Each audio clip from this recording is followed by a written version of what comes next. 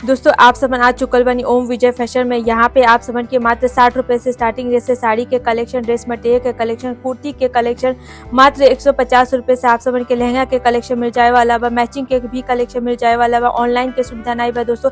यहाँ पे विजिट करब तले लिखले की सुविधा, पिकअप एंड ड्रॉप की सुविधा निःशुल्क निस्वार्थ मिल जाए वाला बा, जेकर कोई भी चार्जेस आप सबन के पे नहीं करे खोई। चलिए और भी कलेक्शन देख लिया जाए। एक बार फिर से आप सबन के स्वागत बा सूरत की बिगेस्ट कपड़ा मैन्युफैक्चरिंग कंपनी ओम विजय फैशन के इस यूट्यूब चैनल पे। दोस्तों आज के वीडियो में हम आप सबन के कुछ सिल्क के साड़ी दिखाए वाला बनी और कुछ वर्क वाली साड़ी के कलेक्शन दिखाए वाला बनी। अगर सिल्क वाली साड़ी की बात करें रेट के ना, तो मात्र 245 रुपए से स्टार्टिंग रेट से आप सबन के सिल्क के साड़ी के कलेक्शन मिल जाए वाला बटा। और वर्क वाली साड़ी की बात कर जाए तो मात्र 250 यानी 250 रुपए से स्टार्टिंग रेट से आप सबन के मिल जाए। तो चलिए अब कलेक्शन पे भी देख लिया जाए कि कैसन आज के कलेक्शन रहे वाला बा दोस्तों। तो सबसे पहले नंबर पे हम आप सबन के ये रेड कलर के साड़ी दिखाते हैं, बहुत खूबसूरत रहे वाला बा दोस्तों। सिल्क वाली साड़ी हम एक भी ओपन करके नहीं दिखाए, लेकिन ऊपर से दिखा सके कि एकरे ऊपर कैसन वर्क और कैसन स्टाइल रहे वाला बाटा। काहे से फोल्डिंग कैले में यानी घड़ी कैले में बहुत ज्यादा दिक्कत होला, एक बार हम ओपन करके नहीं दिखा सके नहीं। यहाँ पे दिखाते हैं बहुत प्यारा सा रेड कलर के ऊपर सिल्क के साड़ी, जहाँ पे ये पल्लू एरिया रहे वाला बा दोस्तों।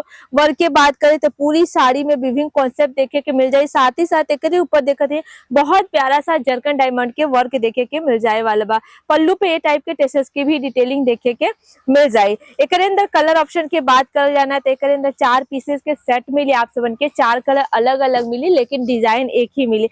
पहनले के बाद लुक वाइज कैसन हुई आप सबन ये साड़ी के अंदर देख सके नहीं जा कितना प्यारा सा आप सबन के पहनले के बाद लुक वाइज देखे के मिल जाए वाला बा। केहू के डार्क कलर पसंद आवेला तो केहू के लाइट कलर सिल्क में भी पसंद आवेला। तो अगर आप सबन के इंग्लिश कलर चार्ट यानी लाइट कलर चार्ट के साथ चाहिए सिल्क वाली साड़ी के कलेक्शन वो यहाँ पे मिल जाए दोस्तों। इहू के अंदर आप सबन के 4 पीसेस के सेट मिल जाए, 4 कलर अलग अलग मिल जाए वाला बट अगर कुछ आप सबन के बनारसी सिल्क में साड़ी के कलेक्शन चाहिए वो यहाँ पे मिल जाए। देखते हैं कितना प्यारा सा पिंक कलर के ऊपर दिखाते हैं, बहुत खूबसूरत रहे वाला बा। यहाँ पे देखते हैं बहुत प्यारा सा जरी के आप सबन के विभिन्न के कॉन्सेप्ट देखे के मिल जाए वाला बा। कॉन्ट्रास्ट में आप सबन के पल्लू देखे के मिल जाए ये साड़ी के अंदर, जहाँ पे देखते हैं बहुत प्यारा सा आप सबन के ग्रीन कलर के ऊपर देखे के मिल जाए और ग्रीन कलर के ही आप सबन के करे अंदर बॉर्डर भी देखे के मिल जाए वाला बा। अगेन आप सबन के सिल्क के वैरायटी के साथ एक और साड़ी दिखाते हैं, बहुत प्यारा इहो रहे वाला बा दोस्तों।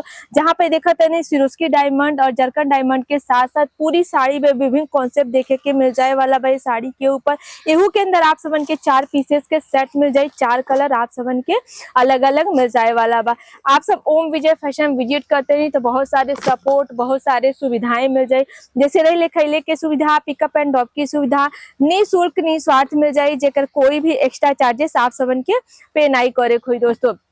साड़ियों के अलावा आप सबन की हमारी कंपनी ओम विजय फैशन में कुर्ती, ड्रेस मटेरियल, लहंगा, पेटीकोट, अस्तर, ब्लाउज एक ही छत के नीचे मिल जाए वाला बा। यानी दोस्तों आप सबन के जो भी आप सब अपने शॉप पे रखना चाहते हैं, जो भी वैरायटी रखना चाहते हैं, हर एक वैरायटी आप सबन के यहाँ पे मिल जाए वाला बा। लेकिन जब आप विजिट करब तो ही ये सारे कलेक्शन परचेज कर सके नहीं जाए। और मात्र 20-25 हजार लगा के आप भी हमारी कंपनी से जुड़ के अगर अपन खुद के व्यापार करना चाहते हैं तो जुड़ के बहुत कम लागत यानी 20-25 हजार लगा के आप सब अब हमारे वहां से जुड़ के अपन खुद के व्यापार कर सके नहीं जाए। अब बात कर लिया जाए कुछ वर्क वाली साड़ी के, तो सबसे पहले नंबर पे हम आप सबन के हैंडवर्क वाली साड़ी दिखाते हैं। आजकल के टाइम में बहुत ज्यादा चलत है, बहुत ज्यादा डिमांड बा लोगन के हैंडवर्क वाली साड़ी के। तो यहाँ पे दिखाते हैं 7 ग्राम जॉर्जेट और साथ ही साथ यहाँ पे शिमर फैब्रिक के अंदर आप सबन के ये साड़ी देखे के मिल जाए। पूरी साड़ी में देखते हैं बहुत प्यारा सा मोती के साथ आप सबन के हैंडवर्क की डिटेलिंग देखे के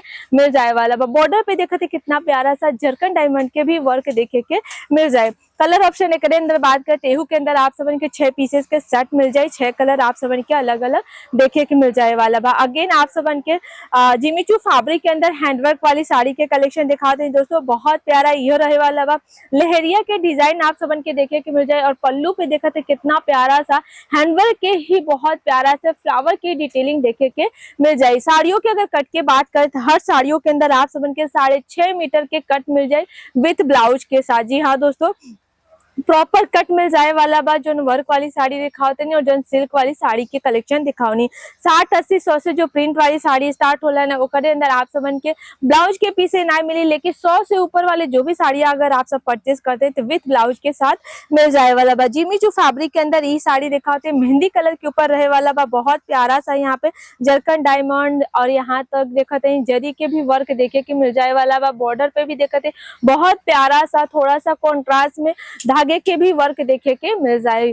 मात्र 25-30 हजार लगा के हम बताएंगे। अगर आप सब अपन खुद के व्यापार कर चाहते हैं तो आप सब हमारी कंपनी से जुड़ के खुद कर सके नहीं जा अपन खुद के व्यापार। दोस्तों वीडियो हो जाए लंबा, बहुत सारे कलेक्शन बा दोस्तों, यही आप सब से विदा लेते नहीं। मिले अगले वीडियो के साथ, तब तक के लिए धन्यवाद।